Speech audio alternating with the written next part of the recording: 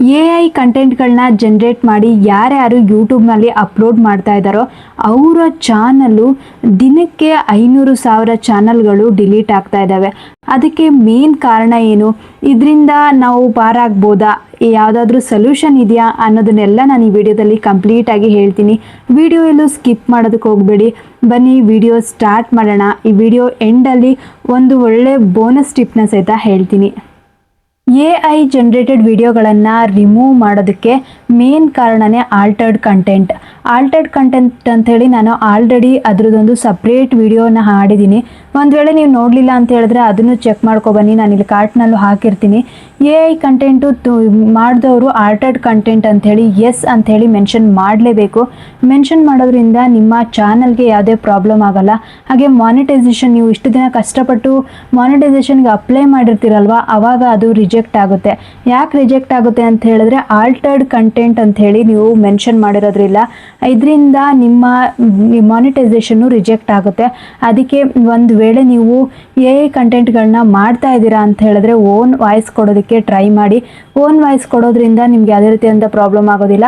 ಆದಷ್ಟು ಈ altered content ನೀವು AI ಜನ್ರೇಟೆಡ್ ವಿಡಿಯೋಸ್ಗಳನ್ನ ಮಾಡ್ತಾ ಇದ್ದೀರಾ ಅಂತ ಹೇಳಿದ್ರೆ ಎಸ್ ಅಂತ ಹೇಳಿ ಮೆನ್ಷನ್ ಮಾಡೋದನ್ನು ಮರಿಬೇಡಿ.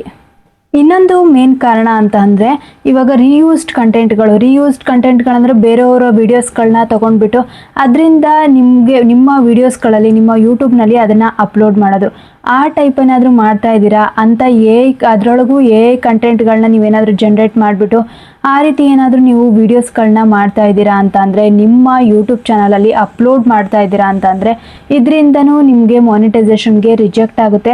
ಯಾಕಂತ ಹೇಳಿದ್ರೆ AI ಕಂಟೆಂಟ್ಗಳನ್ನ ನೀವು ಬೇರೆಯವರು ಮಾಡಿರೋದನ್ನು ಯೂಸ್ ಮಾಡಿಕೊಂಡು ಅದನ್ನೇನಾದರೂ ನೀವು ಮತ್ತೆ ಅಪ್ಲೋಡ್ ಮಾಡೋದು ಇಂಥದ್ದೇನಾದರೂ ಮಾಡ್ತಾ ಇದ್ದೀರಾ ಅಂತಂದರೂ ಇದು ನಿಮ್ಮ ಚಾನಲ್ಗೆ ತುಂಬಾ ಪ್ರಾಬ್ಲಮ್ ಆಗುತ್ತೆ. ಆದಷ್ಟು ನೆನಪಲ್ಲಿರಲಿ, ಜಾಸ್ತಿ ನೀವು ರೀಯೂಸ್ಡ್ ಕಂಟೆಂಟ್ಗಳನ್ನ, ಬೇರೆಯವ್ರ ವೀಡಿಯೋಸ್ಗಳನ್ನ ತಗೊಳ್ಳೋದು, ಬೇರೆಯವ್ರ ಮ್ಯೂಸಿಕ್ಗಳನ್ನ ಬಳಸ್ಕೊಳ್ಳೋದು, ಬೇರೆಯವ್ರ ವಾಯ್ಸ್ಗಳನ್ನ ಬಳಸ್ಕೊಳ್ಳೋದು, ಇದನ್ನೆಲ್ಲ ಮಾಡೋದಕ್ಕೆ ಹೋಗಬೇಡಿ. ನಿಮಗೊಂದು ವೇಳೆ ಅರ್ನಿಂಗ್ ಮಾಡಲೇಬೇಕು ಯೂಟ್ಯೂಬಲ್ಲಿ ಅಂತ ಇದ್ದರೆ ಕೆಲವೊಂದು ಪಾಲಿಸೀಸ್ ಇದೆ, ಯೂಟ್ಯೂಬಲ್ಲಿ ತುಂಬಾ ಗೈಡ್ಲೈನ್ಸ್ ಇದೆ, ಅದನ್ನೆಲ್ಲ ಫಾಲೋ ಮಾಡಿ. ಅದರಿಂದ ಫಾಲೋ ಮಾಡೋದ್ರಿಂದ ನಿಮಗೆ ಬೇಗ ಮಾನಿಟೈಸೇಷನ್ ಆಗುತ್ತೆ, ಸಬ್ಸ್ಕ್ರೈಬರ್ಸು ಮತ್ತು ವ್ಯೂಸು ಜಾಸ್ತಿ ಆಗುತ್ತೆ.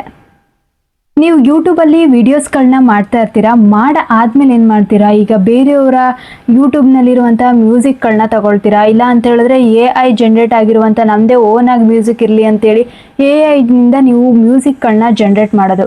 AI ಮ್ಯೂಸಿಕ್ಗಳನ್ನ ಜನ್ರೇಟ್ ಮಾಡಿಬಿಟ್ಟು ನಿಮ್ಮ ಯೂಟ್ಯೂಬ್ನಲ್ಲಿ ಅಪ್ಲೋಡ್ ಮಾಡೋದ್ರಿಂದ ಇದರಿಂದನೂ ಕಾಪಿರೈಟ್ ಬರುತ್ತೆ, ಸ್ಟ್ರೈಕ್ ಬರ್ಬೋದು.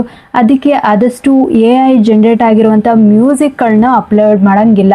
ನಿಮ್ಮ ವಿಡಿಯೋದಲ್ಲಿ ಮಿಡಲಲ್ಲಿ ನೀವು ಬೇರೆದ್ರಿಂದ ತಗೊಳ್ಳೋದು, ಬೇರೆ ಆ್ಯಪ್ಸ್ಗಳಿಂದ ತಗೊಳ್ಳೋದು, AI ಜನ್ರೇಟ್ ಮಾಡಿಬಿಡೋದು, ಹಂಗೆಲ್ಲ ಮಾಡಿಬಿಟ್ಟು ಇವಾಗ ChatGPT, ಜೆಮಿನಿ ಅಂಥವೆಲ್ಲ ಬಂದಿದ್ದಾವಲ್ಲ, ಅದರೊಳಗೆಲ್ಲ ನೀವು ತೊಗೊಂಡ್ಬಿಟ್ಟು ವೀಡಿಯೋಸ್ಗಳಲ್ಲಿ ಮ್ಯೂಸಿಕ್ಗಳನ್ನ ಆ್ಯಡ್ ಮಾಡೋದ್ರಿಂದ, AI ಕಂಟೆಂಟ್ಗಳನ್ನ ಆ್ಯಡ್ ಮಾಡೋದ್ರಿಂದ ಇದರಿಂದ ನಿಮ್ಮ ಚಾನಲ್ಗೆ ತುಂಬಾ ಪ್ರಾಬ್ಲಮ್ ಆಗುತ್ತೆ.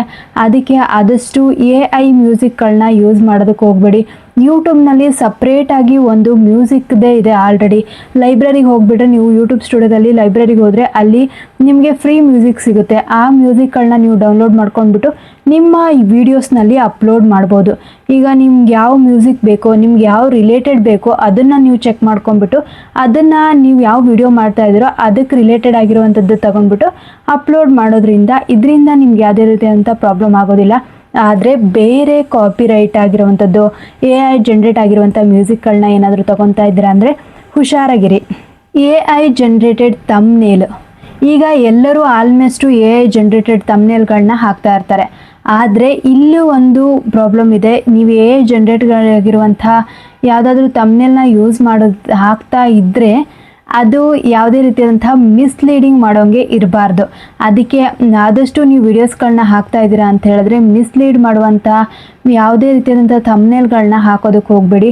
AI ಜನ್ರೇಟ್ ಆಗಿದ್ದರೂ ಮಿಸ್ಲೀಡ್ ಮಾಡುವಾಗೆ ಇರಬಾರ್ದು. ಇದರಿಂದ ನಿಮ್ಮ ಚಾನಲ್ಗೆ ಪ್ರಾಬ್ಲಮ್ ಆಗುತ್ತೆ, ಮಾನಿಟೈಸೇಷನ್ ಆಗೋದಿಲ್ಲ, ಆಮೇಲೆ ನಿಮಗೆ ಸ್ಟ್ರೈಕ್ ಬರ್ಬೋದು. ಅದಕ್ಕೆ ಆದಷ್ಟು ಮಿಸ್ಲೀಡ್ ಮಾಡುವಂಥ ಥಂಬ್ನೇಲ್ಸ್ಗಳನ್ನ ಹಾಕೋದಕ್ಕೆ ಹೋಗಬೇಡಿ. ಇದಿಷ್ಟು AI ಕಂಟೆಂಟ್ ಮಾಡೋರಿಗೆ ಏನೇನು ರೂಲ್ಸು ಅಂತ ಆಯಿತು. ಇವತ್ತಿನ ಒಂದು ಬೋನಸ್ ಟಿಪ್ಸ್ ಅಂತ ಹೇಳಿದ್ರೆ, ನೀವು ಒಂದು ವೇಳೆ AI ಕಂಟೆಂಟ್ಗಳನ್ನ ಮಾಡ್ತಾ ಇದ್ದೀರಾ ಅಂತ ಅಂದರೆ ನಿಮ್ಮ ಓನ್ ವಾಯ್ಸ್, ಓನ್ ಮ್ಯೂಸಿಕ್ ಇವಾಗ ಯೂಟ್ಯೂಬ್ ಕಡೆಯಿಂದ ತೊಗೊಂಡಿರ್ತಿರಲ್ಲ ಆ ಮ್ಯೂಸಿಕ್ನ ಆ್ಯಡ್ ಮಾಡಿ ಓನ್ ವಾಯ್ಸ್ನ ಆ್ಯಡ್ ಮಾಡಿ ಜಸ್ಟ್ ಒಂದು ಸ್ವಲ್ಪ ಕ್ಲಿಪ್ನ ನೀವು ಮಿಡಲಲ್ಲಿ ನಿಮ್ಮ ಫೇಸ್ನ ತೋರಿಸಿ ವಿಡಿಯೋ ಮಾಡೋದ್ರಿಂದ ಇದರಿಂದ ನಿಮ್ಗೆ ಯಾವುದೇ ಮಾನಿಟೈಸೇಷನ್ಗೆ ಪ್ರಾಬ್ಲಮ್ ಆಗಲ್ಲ. ಆದಷ್ಟು ಫೇಸ್ನ ತೋರಿಸಿ ವಿಡಿಯೋ ಮಾಡಿ ಒರಿಜಿನಲ್ ಕಂಟೆಂಟ್ಗಳನ್ನ ಕೊಡೋದಕ್ಕೆ ಟ್ರೈ ಮಾಡಿ. ಇದರಿಂದ ನಿಮ್ಮ ಚಾನಲ್ಲು ಬೇಗ ಇಂಪ್ರೂವ್ ಆಗುತ್ತೆ. ಆದಷ್ಟು ಅದ್ರ ಕಡೆ ಗಮನ ಇರಲಿ.